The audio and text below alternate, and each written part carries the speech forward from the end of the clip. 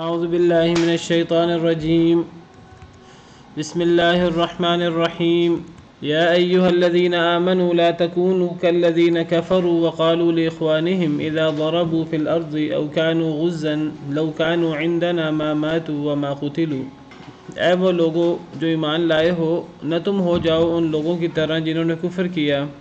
وقالوا لاخوانہم، اور انہوں نے کہا اپنے بھائیوں کے لیے، اذا ضربوا فی الارض، جب وہ سفر کو نکلے زمین میں، او كانوا غزا، یا وہ غزوہ کرنے کے لیے نکلے، لڑائی کرنے کے لیے نکلے۔ لو كانوا عندنا ما ماتوا، اگر وہ ہمارے پاس ہوتے، ما ماتوا وما قتلوا، نہ یہ مرتے نہ یہ قتل کیے جاتے۔ تو اے ایمان والو، ان لوگوں کی طرح نہ ہو جاؤ جنہوں نے کفر کیا اور اپنے بھائیوں سے کہا جب وہ نکلے سفر کے لیے، تجارت کے لیے، سفر کے لیے، یا وہ نکلے غزوہ کرنے کے لیے، لڑائی کرنے کے لیے، تو اے ایمان والو ان لوگوں کی طرح نہ ہو جاؤ کہ جنہوں نے کفر کیا اور اپنے بھائیوں سے کہا جب وہ نکلے زمین میں سفر کے لیے یا وہ غزوہ کرنے کے لیے وہ نکلے۔ لو کانو، اگر یہ ہمارے پاس ہوتے، ما ماتو، نہ یہ مرتے، وما قتلوا، نہ یہ قتل ہوتے۔ تو یہاں اللہ تعالیٰ نے، میں نے کل ذکر کیا، ایک دو پوائنٹس رہ گئے تھے، میں نے کہا دوبارہ یہ آیت پڑھ دوں۔ تو کل ذکر کیا تھا میں نے کہ کفار جو ہیں وہ اللہ کی تقدیر پر ایمان نہیں رکھتے۔ جب وہ اللہ کی تقدیر پر ایمان نہیں رکھتے تو پھر کوئی بھی معاملہ ہوتا ہے تو وہ کہتے ہیں اصل میں اگر وہ یہ نہ کرتے تو ایسے نہ ہوتا۔ اگر کوئی نقصان ہوتا ہے تو وہ کہتے ہیں اگر وہ گھر سے نہ نکلتے تو پھر نقصان نہ ہوتا۔ تو اللہ تعالیٰ نے فرمایا اے ایمان والو، تمہارا رویہ یہ نہیں ہونا چاہیے۔ گھر کے اندر کوئی نقصان ہونا ہے، اللہ نے لکھا ہوا ہے تقدیر میں، تو گھر کے اندر نقصان ہو جاتا ہے، گھر کے اندر موت آ جاتی ہے۔ اور اگر گھر کے باہر نقصان ہونا ہو، سفر کے درمیان نقصان ہونا ہو، وہ تجارت کا سفر ہو یا کوئی لڑائی کرنے کے لیے نکلے اپنے گھر سے، تو ضروری نہیں ہے کہ کوئی لڑائی کرنے کے لیے نکلے یا سفر کے لیے نکلے پھر ہی موت آئے گی۔ اگر کوئی نہ نکلے تو پھر موت نہیں آئے گی۔ یہ ضروری نہیں ہے کہ موت صرف سفر میں ہی آئے یا موت صرف میدان جنگ میں ہی آئے۔ یہ کافروں کا رویہ ہے جو غلط رویہ ہے۔ ایمان والوں کا رویہ یہ نہیں ہونا چاہیے۔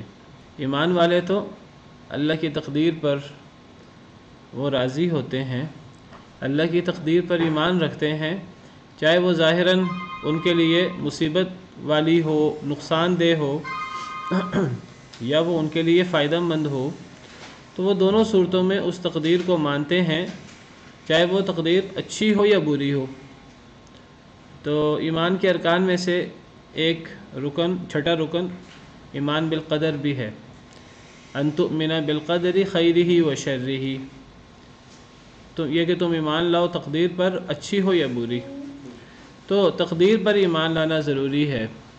جو بندہ تقدیر پر ایمان نہیں لاتا، کوئی حادثہ ہو جائے، کوئی نقصان ہو جائے، جیسے یہ جنگ احد میں ہوا، تو جو بندہ تقدیر پر ایمان نہیں لاتا تو پھر وہ مسلمان نہیں ہے، پھر وہ ایمان والا نہیں ہے۔ ایمان والے وہ کافروں کی طرح نہیں ہوتے کہ جو یہ کہیں کہ اگر وہ نہ نکلتے تو پھر وہ نہ مارے جاتے، نہ وہ مرتے، نہ وہ قتل کیے جاتے۔ یہ کافروں کا عقیدہ ہے، یہ کافروں کا گمان ہے، یہ کافروں کا رویہ ہے۔ ایک مسلمان اللہ پر اور اللہ کی تقدیر پر ایمان رکھنے والے کا یہ عقیدہ نہیں ہو سکتا۔ ایک مسلمان تو اس کا عقیدہ تو یہ ہے کہ اگر کسی کے ساتھ بھی کچھ ہوتا ہے، چاہے وہ سفر کے درمیان ہو، چاہے وہ جنگ کے درمیان ہو، چاہے وہ گھر رہتے ہوئے ہو، کسی کے ساتھ کچھ بھی ہوتا ہے تو یہ اللہ تعالیٰ نے اس کا فیصلہ تو زمین و آسمان کو بھی پیدا کرنے سے بھی پہلے اللہ نے ازل میں سے وہ جو شروع میں تقدیر لکھی تھی تو اللہ نے اسی کے اندر یہ فیصلہ کر دیا تھا۔ ایک مسلمان کا تو ایمان یہ ہے۔ جب ایک مسلمان کا یہ ایمان ہے کہ میرے پیدا ہونے سے بھی پہلے، میرا پیدا ہونے کی کیا بات ہے، اس دنیا میں پہلا انسان آنے سے پہلے یا یہ دنیا بننے سے ہی پہلے، زمین و آسمان کی تخلیق سے بھی پہلے، یہ سارے چیزیں طے ہو چکی تھیں، یہ سارے فیصلے ہو چکے تھے، تو جو شخص اس چیز پر ایمان رکھتا ہے تو وہ پھر اس کو برداشت بھی کر لیتا ہے، وہ پھر جزا فضا نہیں کرتا، پھر وہ اللہ کے فیصلوں پر اعتراض نہیں کرتا، اللہ کے فیصلوں پر تنقید نہیں کرتا۔ اللہ تعالیٰ نے ہمیں بڑا ہی خوبصورت عقیدہ دیا ہے۔ سورہ حدید کے اندر اللہ رب العالمین نے بڑی وضاحت کے ساتھ اس عقیدے کو بیان فرمایا ہے۔ اللہ فرماتے ہیں سورہ حدید آیت نمبر 22، ما اصاب من مصیبت فی الارض ولا فی انفسکم، نہیں پہنچتی کوئی مصیبت زمین میں، پوری اس دنیا میں کسی کو کوئی مصیبت آ جائے، کوئی مشکل آ جائے، ولا فی انفسکم، نہ کوئی ایسی مصیبت جو تمہارے نفسوں میں آئے، کسی کو جانی کوئی مشکل آئے، اس مشکل کے علاوہ کوئی اور مشکل کسی کو آ جائے، کوئی موت آ جائے کسی کو، کوئی اور مصیبت آ جائے، دنیا جہاں میں کوئی مصیبت نہیں آتی، الا فی کتاب من قبل ان نبرأها، مگر وہ اس کتاب میں ہے، یعنی لوح محفوظ میں، من قبل ان نبرأها، اس سے پہلے کہ ہم اس مصیبت کو پیدا کریں۔ وہ مصیبت سے پہلے، بلکہ جس انسان پر وہ آئی ہے اس انسان سے پہلے، اس انسان کی تخلیق سے پہلے، بلکہ جس دنیا میں انسان کو یہ مصیبت آئی ہے اس دنیا کی بھی تخلیق سے پہلے، زمین و آسمان کی تخلیق سے پہلے اللہ رب العالمین نے وہ لوح محفوظ میں لکھ رکھی ہے۔ ان ذالک علی اللہ یسیر، کوئی اسے بعید نہ سمجھے، یہ کیسے ممکن ہے، اللہ کا اتنا علم ہے کہ اللہ نے اپنے سابق علم کے ذریعے یہ چیز لکھ دی ہے، اللہ کے لیے یہ چیز ذرہ برابر بھی مشکل نہیں ہے۔ اور اس کا فائدہ کیا ہے اس عقیدے کا، وہ ذرا سنیں۔ اس عقیدے کا فائدہ یہ ہے لِكَيْ لَا تَأْسَوْا عَلَى مَا فَاتَكُمْ، تاکہ نہ تم افسوس کرو اس پر جو تم سے چھن جائے، وَلَا تَفْرَحُوا بِمَا آتَاكُمْ، اور نہ تم خوش ہو، نہ تم اکڑو، نہ تم غرور کرو ساتھ اس کے جو اللہ نے تمہیں دیا۔ اس سے انسان کا رویہ ٹھیک ہو جاتا ہے۔ دیکھیے دو ہی مصیبتیں ہیں انسان کی، دو ہی مسئلے ہیں۔ انسان پر مشکل آئے تو انسان مایوس ہو جائے، انسان کے یہ مشکل مجھ پر کیوں آئی ہے، انسان کے لیے وہ مشکل ہی ایک حسرت بن جائے۔ اور دوسری مصیبت کیا ہے کہ جب انسان پر کوئی نعمت آئے، انسان کی یہ نعمت تو مجھے میری صلاحیت کی وجہ سے ملی ہے، وہ انسان فخر میں اور غرور میں مبتلا ہو جائے۔ جس شخص کا اللہ کی تقدیر پر ایمان کامل ہوتا ہے کہ یہ تو اللہ کے فیصلے ہیں جو اللہ نے ازل سے کر رکھے ہیں، اللہ کے سابق علم میں تھے، اللہ نے لکھ دیے یا لکھوا دیے لوح محفوظ میں، یہ تو زمین و آسمان کی پیدائش سے بھی 50,000 سال پہلے اللہ نے یہ سب چیزیں لکھوا دی ہیں۔ پھر ایک انسان کو پتہ لگتا ہے کہ اللہ کتنے عظیم ہیں اور اللہ کتنے قدرت والے ہیں، اور کوئی مصیبت آئی ہے تو اللہ کے حکم سے آئی ہے، پھر انسان مایوس نہیں ہوتا، اللہ کا حکم سمجھ کر انسان برداشت کرتا ہے۔ اور اگر کوئی نعمت آتی ہے انسان کو سمجھ آتی ہے کہ یہ نعمت میرا کوئی کمال نہیں ہے، یہ تو میرے پیدا ہونے سے پہلے، دنیا کے پیدا ہونے سے پہلے، یہ تو کب سے اللہ نے یہ نعمت میرے حق میں لکھ رکھی تھی۔ تو جب وہ اللہ نے نعمت لکھ رکھی ہے تو اس میں اس انسان کا کیا کمال ہوا، کوئی کمال نہیں ہے۔ تو یہ بہت بڑے دھوکے ہیں دو انسان کو، ایک مصیبت میں مایوس ہو جانا، اور ایک نعمت میں انسان اس کو کہ میرے زور بازو سے ہے، میری صلاحیت سے ہے، یہ میں نے اپنے علم سے کمایا ہے، میں نے اپنی طاقت سے یہ کام کیا ہے، میں بڑا عقل مند ہوں۔ تو یہ عقیدہ انسان کو جو بہترین بڑا خوبصورت عقیدہ ہے انسان کو حاصل ہوتا ہے، اور اس سے انسان جو ہے نہ وہ فخر اور غرور میں مبتلا ہوتا ہے کوئی نعمتیں ملنے پر، اور نہ اس سے انسان مایوس ہوتا ہے۔ صبر کرنا آسان ہو جاتا ہے کہ انسان کے لیے۔ اور دیکھیے کتنی بڑی حقیقت ہے اس کائنات کی کہ کوئی شخص صبر کرے نہ کرے، صبر تو پھر بھی کرنا پڑنا ہے۔ دیکھیے کوئی بندہ کہ جی میں اللہ کی بات نہیں مانتا، اللہ کی بات تو پھر بھی ماننی پڑنی ہے۔ اگر اللہ کسی کو بیمار کر دے، اگر اللہ نے کسی کے بارے میں موت کا فیصلہ کر دیا ہے، کوئی بندہ اللہ کو مانے یا نہ مانے، ماننا تو پھر بھی پڑتا ہے۔ تو جب ماننا ہے ہی تو پھر انسان کیوں نہ اللہ کو مان کر انسان اپنی زندگی گزار لے اور اپنی دنیا اور آخرت بہتر کر لے، اپنی دنیا اور آخرت میں کامیاب ہو جائے۔ تو دیکھیے صبر تو پھر کافر کو بھی آ جاتا ہے، صبر تو پھر اللہ کے منکر کو اور ایک دہریے کو، ایک ایتھیسٹ کو بھی آ جاتا ہے۔ جو صبر نہ کرے اسے بھی صبر آ جاتا ہے، لیکن وہ وہ اصل میں صبر ہوتا نہیں ہے، وہ اصل میں زمانہ گزر جاتا ہے۔ تو زمانہ گزرنے کے بعد اللہ نے ہمارے اندر بھولنے کا رکھا ہے وہ ہم آہستہ آہستہ بھول جاتے ہیں۔ لیکن صبر وہ ہوتا ہے جو انسان، دیکھیے ایک ہوتا ہے فطری کیفیت، فطری معاملہ انسان کا، فوری رد عمل انسان کا، وہ چیزیں اللہ نے ان پر پکڑ نہیں رکھی۔ دیکھیے دین ایسا نہیں ہے کہ دین ہمیں ہماری فطرت کے خلاف ہو، دین ہمیں مشکلات میں مبتلا کر دے۔ کوئی مصیبت آئے انسان کو افسوس ہوتا ہے، انسان کی آنکھوں سے آنسو جاری ہوتے ہیں، دل میں انسان کے افسوس اور غم بھر جاتا ہے، کوئی بات نہیں، اگر ایسی کیفیت فطری طور پر ہو کوئی حرج نہیں ہے، لیکن انسان سے، زبان سے، انسان کے عمل سے کوئی ایسا عمل سرزد نہ ہو کہ جو اللہ کو ناراض کر دے۔ نبی کریم صلی اللہ علیہ وسلم سے بڑھ کر کون اللہ کے احکامات پر عمل کرنے والا ہوگا؟ لیکن دیکھیے جب آپ کے بیٹے فوت ہوئے، تیسرے بیٹے اور تیسرا بیٹا بھی اللہ نے لے لیا، یہ آپ کے آخری عمر کی بات ہے، سیدنا ابراہیم تو کوئی 1.5 سال کی عمر میں فوت ہو گئے، تو آپ نے فرمایا کہ آنکھوں سے آنسو جاری ہیں، دل بڑا غمگین ہے، لیکن زبان سے وہی چیز نکلے گی جو اللہ کو ناراض نہ کرے، زبان سے وہی چیز نکلے گی جو ہمارے رب کو راضی کرے۔ تو یہ ہے ایک مومن کا عقیدہ جو اللہ پر اور نبی کریم صلی اللہ علیہ وسلم پر ایمان رکھتا ہے، اور جو کافر ہے وہ یہ عقیدہ نہیں مانتا، وہ یہ عقیدہ نہ مان کر اپنا نقصان کرتا ہے۔ اللہ فرماتے ہیں لِيَجْعَلَ اللَّهُ ذَلِكَ حَسْرَةً فِي قُلُوبِهِمْ، تاکہ بنا دے اللہ اس چیز کو حسرت ان کے دلوں میں، جو اس عقیدے کو نہیں مانتا پھر اس کے لیے وہ حسرت بن جاتی ہے۔ اگر مصیبت آئے تو مصیبت حسرت بن جاتی ہے، اگر نعمت آئے تو نعمت فخر اور غرور کا ذریعہ بن جاتی ہے، میں نے کمایا جی، میری صلاحیت ہے، وہ اللہ کی طرف نسبت ہی نہیں کرتا۔ یہ دونوں چیز کی نسبت اللہ کی طرف کرو، نعمت بھی اللہ کی طرف سے ہے، مصیبت بھی اللہ کی طرف سے ہے، اور اگر مصیبت اللہ کی طرف سے ہے تو اللہ غفور الرحیم ہے، اللہ کی رحمت اللہ کے غضب پر حاوی ہے، اللہ ہم سے ہماری موت سے زیادہ پیار کرتا ہے۔ اگر ہمیں وہ مصیبت لگ رہی ہے اور وہ بھیجی کس نے ہے؟ اللہ نے، اگر اللہ نے بھیجی ہے اس کے اندر کوئی خیر ہوگی۔ انسان کیوں نہیں سوچتا اس طرح؟ اللہ پر حسن ظن کیوں نہیں کرتا؟ چاہے وہ انسان پر انسان کے برے عمل کی وجہ سے آئی ہے، چاہے وہ انسان پر انسان کی کوتاہی کی وجہ سے آئی ہے، انسان پر کوئی مصیبت انسان کی کوتاہی کی وجہ سے آئے وہ بھی انسان کے لیے خیر ہوتی ہے، اس سے انسان کو سبق سیکھنے کا موقع ملتا ہے، اس سے انسان کو ٹھوکر لگتی ہے، انسان غفلت کی نیند سے جاگتا ہے۔ اور جو اس عقیدے کو نہیں مانتے دنیا بھی تباہ ہے، آخرت بھی تباہ ہے۔ یہ اصل میں عقیدے کا مسئلہ ہے، ایمان کا مسئلہ ہے۔ جو اس عقیدے کو نہ مانے اللہ معاف کرے، ایمان کے 6 ارکان ہیں، کسی ایک پر ایمان نہ لائے تو کفر ہے۔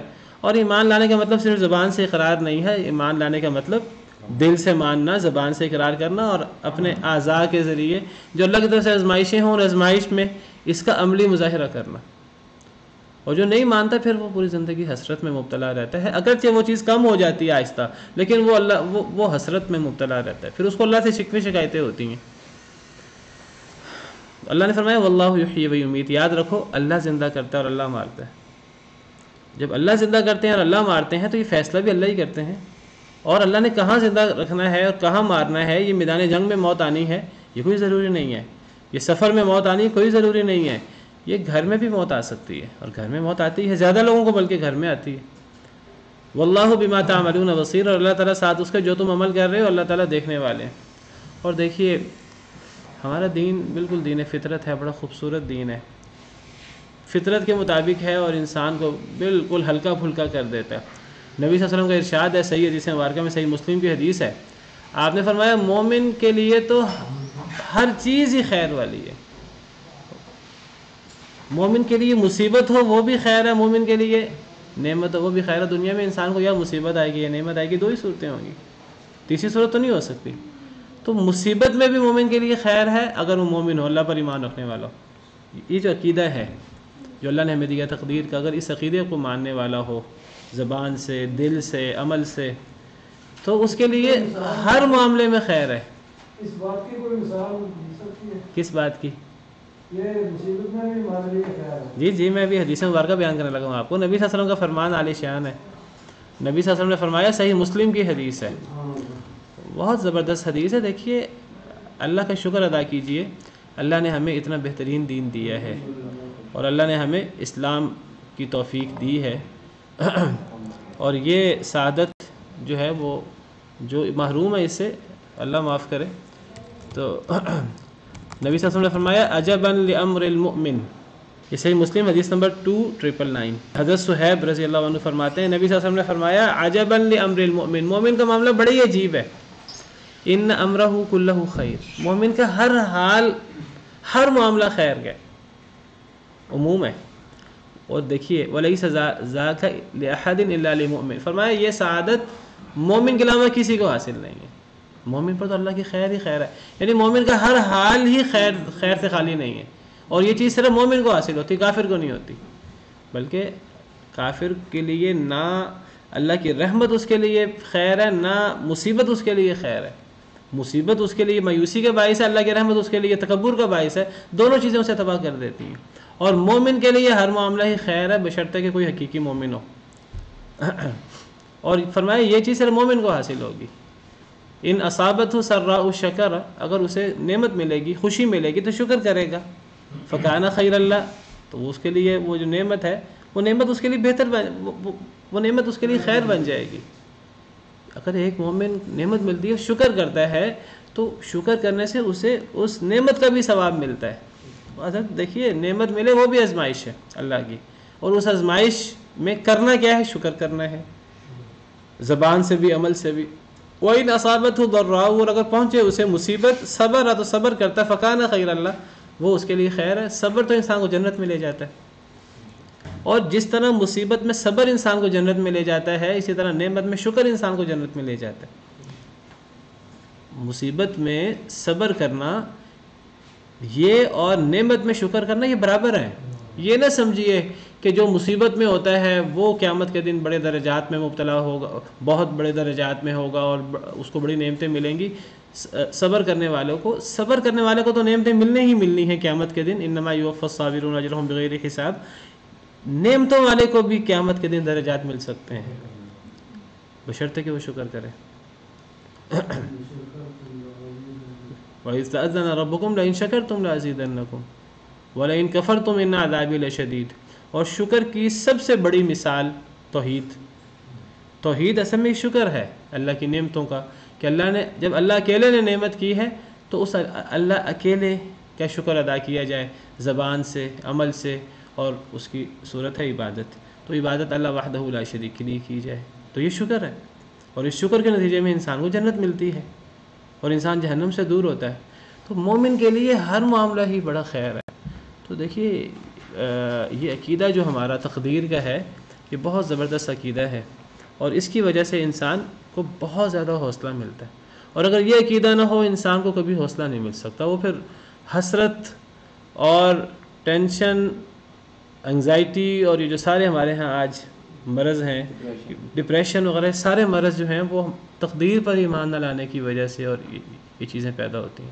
جس شخص کا اللہ پر ایمان ہے وہ ان چیزوں میں مبتلا کیسے ہو سکتا ہے؟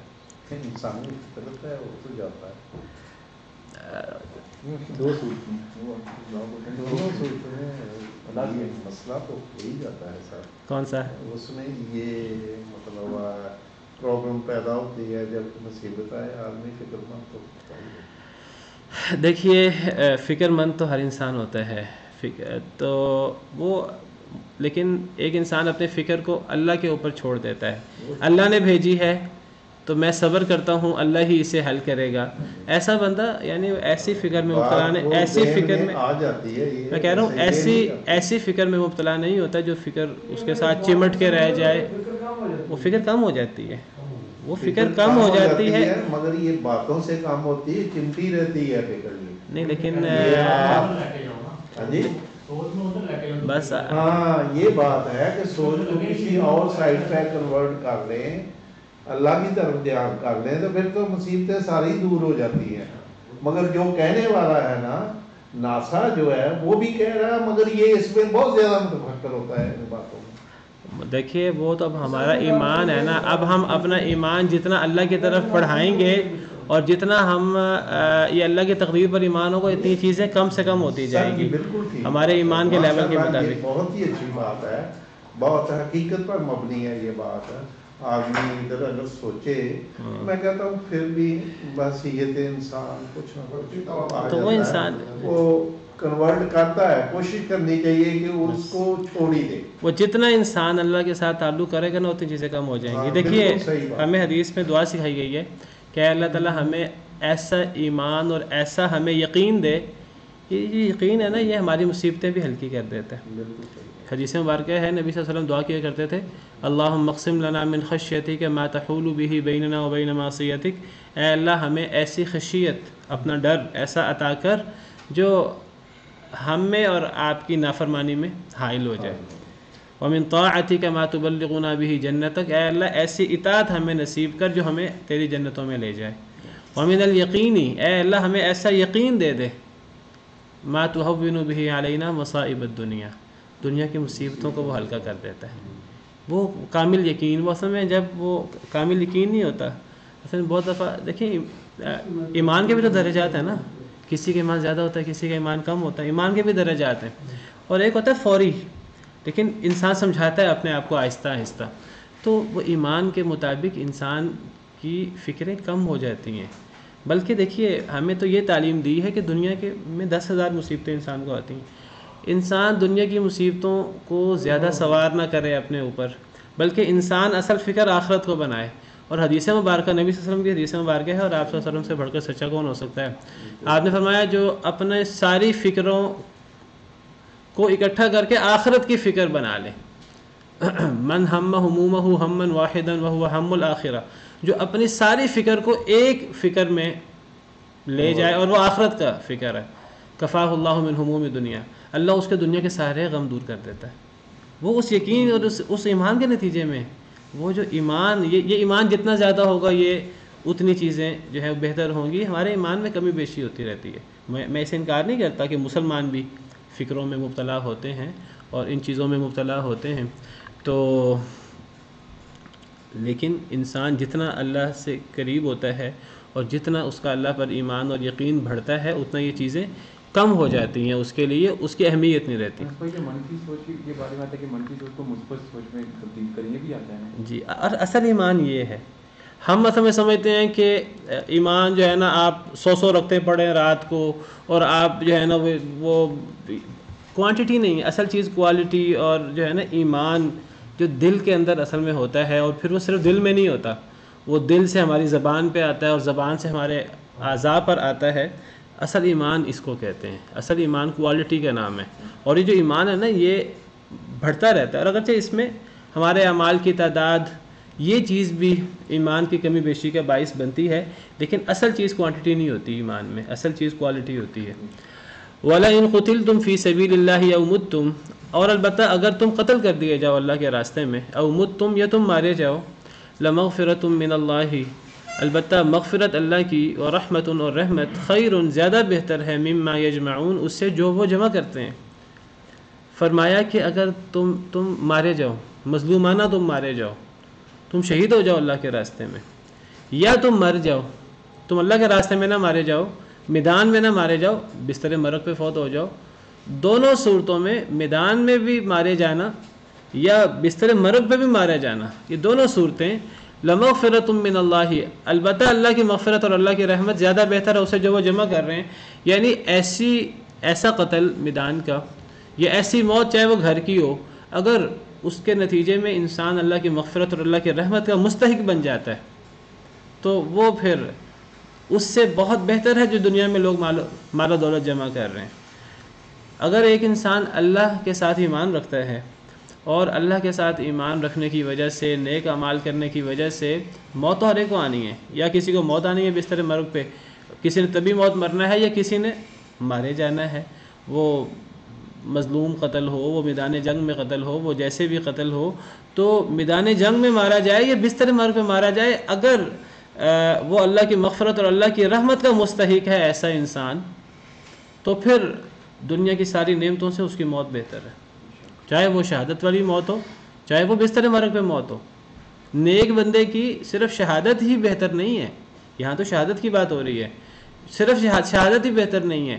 جو اللہ کا بندہ ہے وہ اگر مر جائے تو اس کی موت بھی جس موت کے بعد اسے مغفرت اور اللہ کی رحمت ملنی ہے وہ بھی دنیا جہاں کی نعمتوں سے زیادہ بہتر ہے.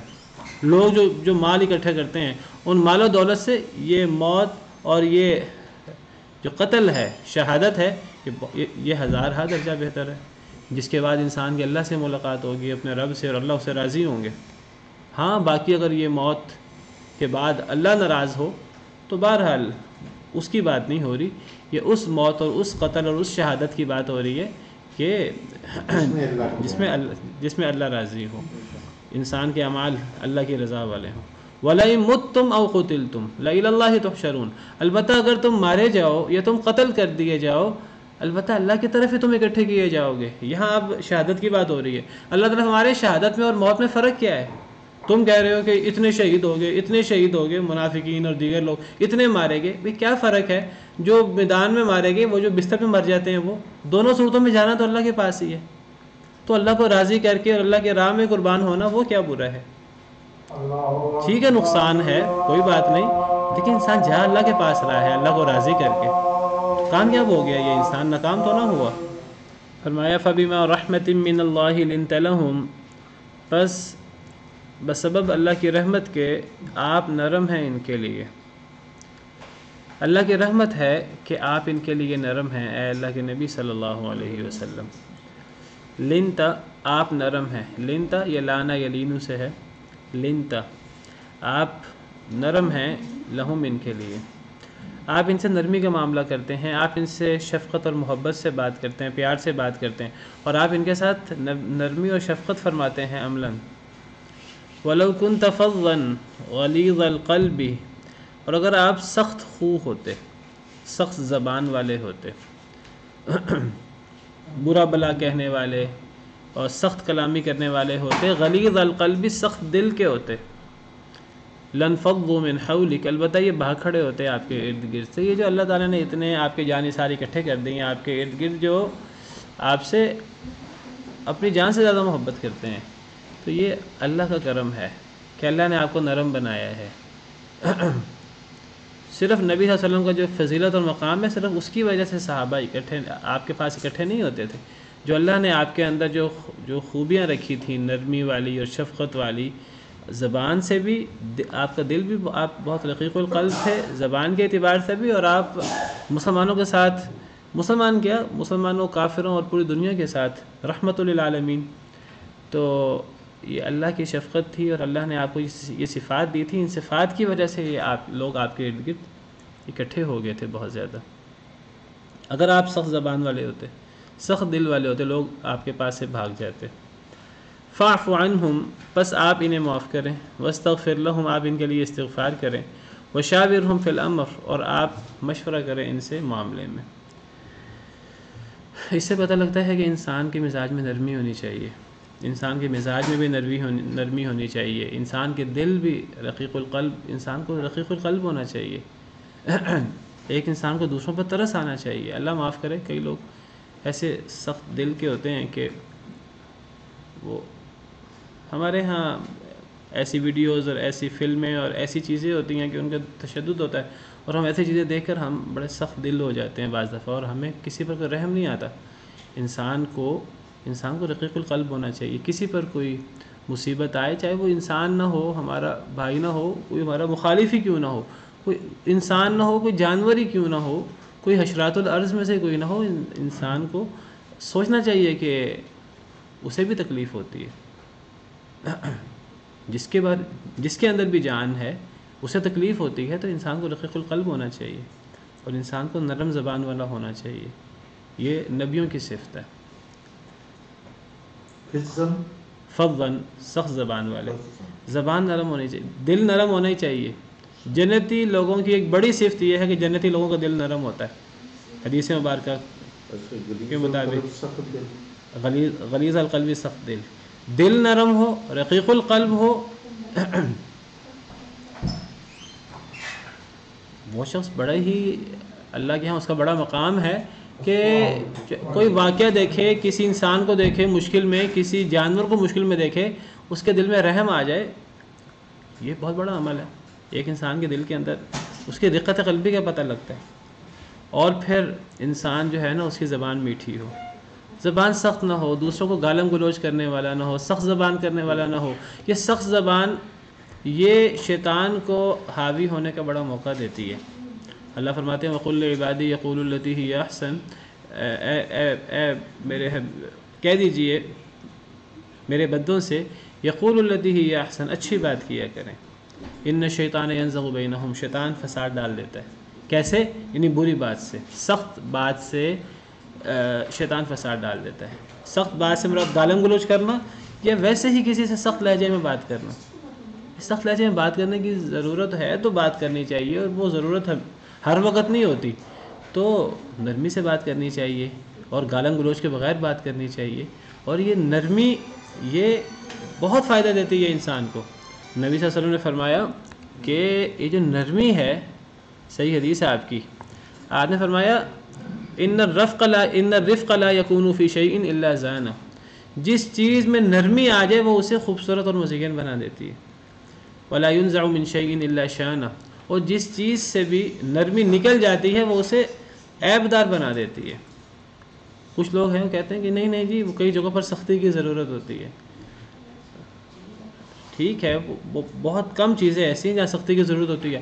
کچھ لوگ یہ کہہ کر کے جی کئی جگہ پر سختی کی ضرورت ہوتی ہے وہ ہر وقت ہی سخت رویہ رکھتے ہیں. نبی صلی اللہ علیہ وسلم کا ارشاد ہے کہ جس چیز سے نرمی نکل جائے وہ اسے عیب دار بنا دیتی ہے. نبی صلی اللہ علیہ وسلم سے بڑھ کر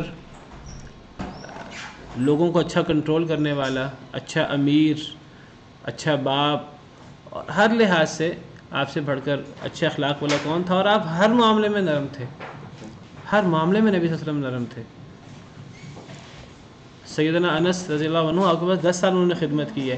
وہ فرماتے ہیں نبی صلی اللہ علیہ وسلم نے 10 سال کے اندر مجھ پہ سختی نہیں کی، ایک دفعہ بھی مجھے مارا یا ڈانٹا نہیں. کتنی بڑی بات ہے. آج ایک بندہ سوچے یہ بات، ہم تو شاید یہ ماننے پر تیار ہی نہ ہو کہ کیا نرمی سے بھی کسی کو سدھارا جا سکتا ہے. سدھارا جا سکتا ہے، اس کے لیے محنت زیادہ لگتی ہے، ٹائم زیادہ دینا پڑتا ہے.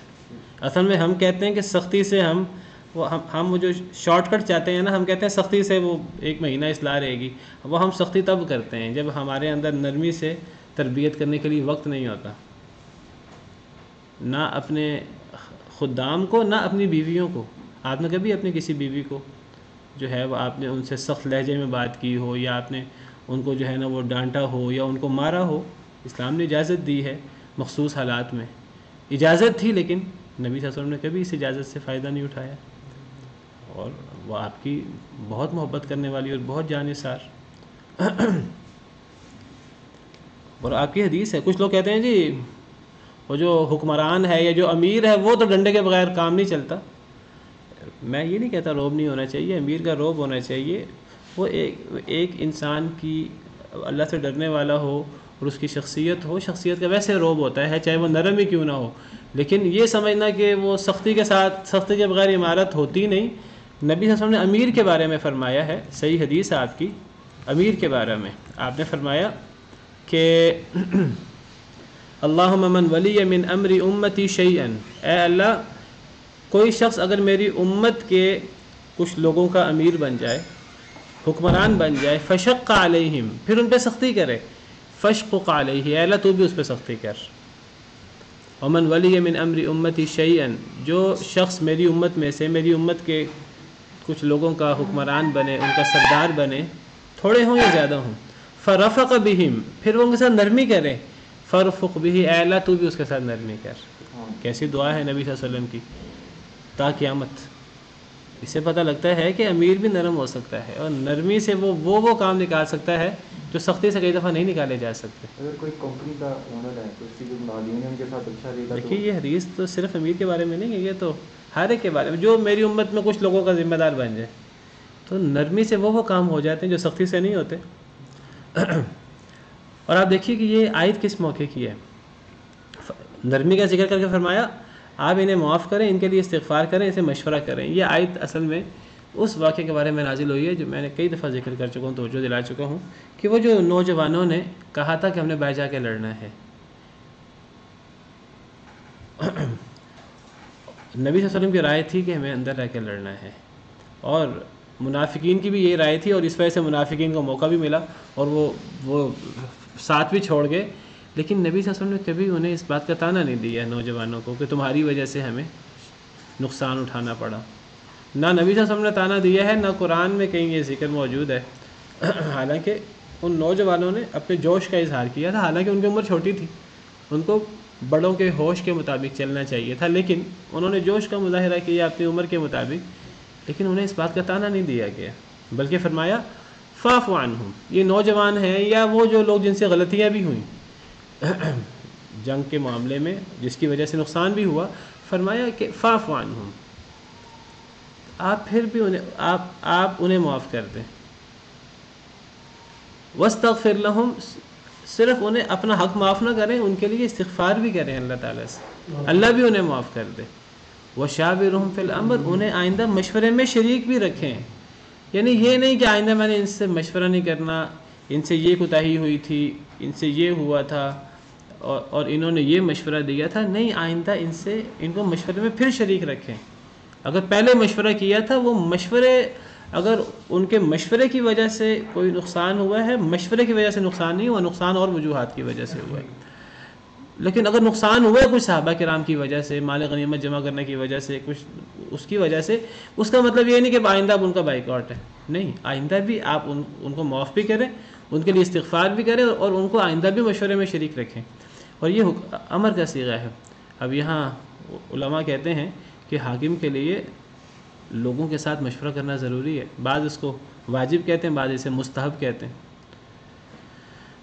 جس طرح کے معاملات ہوں اس معاملات کے بارے میں مشورہ لیا جائے گا، حکمران اگر فوجی معاملات ہوں تو فوجیوں سے مشورے لیے جائیں گے، اگر مالی معاملات ہوں تو تاجروں سے مشورہ لیا جائے گا، تعلیمی معاملات ہوں تو تعلیم سے متعلقہ لوگوں سے، حکمران کا کام یہ ہے حکمران مشورہ لے، یہ ضروری ہے اس کے لیے، اگر دین کے معاملات ہوں تو علماء سے۔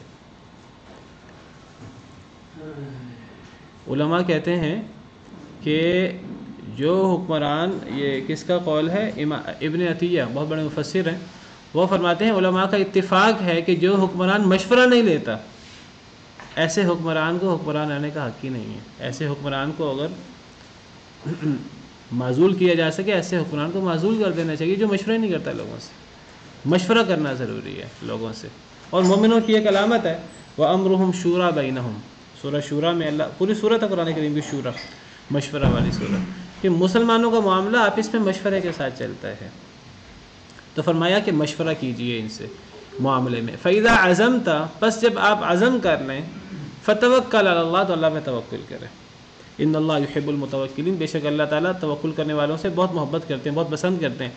یہاں بتایا کہ مشورے کا مطلب صرف مشورہ ہی ہے، مشورے کا مطلب یہ نہیں کہ سارے ہی امیر ہوتے ہیں، یہ ایک بہت بڑا مغالطہ ہے، اور خاص طور پہ جمہوریت کا، ڈیموکریسی کا دھوکہ ہے بہت بڑا، کہ جی مشورے کا مطلب یہ ہے کہ بس اب سب کی بات مانی جائے گی، اب اکثریت کی بات مانی جائے گی، اکثریت کی کیوں مانی جائے گی؟ اگر وہ سارے بے وقوف ہوں، زیادہ لوگ بے وقوف ہوں تو بے وقوفوں کی بات مانی جائے گی، تھوڑے عقل مند ہوں تو بے وقوفوں کی بات مانی جائے گی؟ نہیں، کبھی بھی نہیں مانی جائے گی۔ ایک بندہ مشورہ کرے، تعلیمی معاملہ ہو، ایک بندہ جاہلوں سے مشورہ شروع کر دے، وہ 200 جاہل اکٹھے کر لے، 5 جو ہے تعلیم والے اکٹھے کر لے، تو کیا اکثریت کی بات مانی جائے گی؟ نہیں۔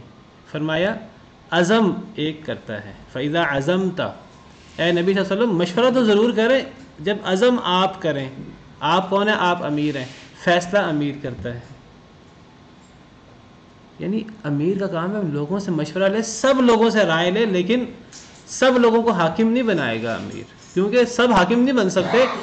وہ اگر کسی کے مثلا سب لوگوں سے 100 لوگوں سے مشورہ لیا امیر نے، لیکن ان میں سے 5 لوگوں کی رائے مان لی، 95 لوگوں کی رائے رد کر دی، تو کوئی بات نہیں۔ اگر 5 لوگوں کی رائے زیادہ صائب تھی تو ان کی رائے لے لی امیر نے، فیصلہ امیر نے کرنا ہے، اکثریت نے فیصلہ نہیں کرنا۔ فیصلہ وہ ہوگا جو حق کے مطابق ہوگا، فیصلہ وہ ہوگا جو صائب ہوگا، چاہے وہ ایک ہو، چاہے جن سے مشورہ کر رہا ہے امیر کوئی ایک بھی مشورہ نہ دے، وہ والا امیر اگر ان کے مشورے کے بعد امیر کے سامنے یہ صورتحال واضح ہوتی ہے کہ یہ فیصلہ کرنا چاہیے، چاہے وہ فیصلہ امیر کا سب کی رائے کے خلاف ہو، امیر کو حق حاصل ہے سب کی رائے کے خلاف فیصلہ کرے، اگر وہ اس کو حق سمجھ رہا ہے۔ مشورہ کرنے کے باوجود بھی سیدنا ابوبکر صدیق نے مشورہ کیا، حضرت عمر سے، دیگر صحابہ کرام سے، اکثر لوگوں نے، تقریباً سب نے مشورہ دیا کہ ابھی نبی صلی اللہ علیہ وسلم فوت ہوئے ہیں، تو ابھی یہ مانعین زکوٰۃ بھی ہیں، مرتد بھی ہوئے ہیں، ابھی مانعین زکوٰۃ کے خلاف ابھی جہاد شروع نہ کریں، لیکن حضرت ابوبکر نے فرمایا کہ ہم نے کرنا۔ حضرت اسامہ بن زید کے لشکر کو نہ بھیجیں، حضرت ابوبکر نے فرمایا کہ میں کیوں نہ بھیجوں جس کو نبی صلی اللہ علیہ وسلم وفات سے پہلے بھیج چکے ہیں، وہ تو وفات کی وجہ سے رک گیا ہے۔ تو سب کے خلاف حضرت ابوبکر نے فیصلہ کیا، تو فیصلہ امیر کرتا ہے نمبر 1۔ اور نمبر 2 کہ جب فیصلہ ہوتا ہے مشورے کے بعد، فیصلہ سب نے نہیں کرنا، فیصلہ ایک نے کرنا ہے، اور جب وہ فیصلہ کرتا ہے پھر توکل اللہ پر ہوگا، پھر اپنے مشورے پر اور اپنی رائے پر اور اپنی اجتماعیت پر اور اپنے جو باصلاحیت لوگ ہیں کسی کی صلاحیت پر اور کسی کی عقل پر پھر توکل نہیں ہوگا، توکل اللہ پر ہوگا۔ اور اللہ تعالیٰ توکل کرنے والوں کو سے بہت محبت کرتے ہیں، توکل کرنے والوں کو پسند کرتے ہیں۔ سبحان ربک رب العزت عما یصفون وسلام علی المرسلین والحمد للہ رب العالمین۔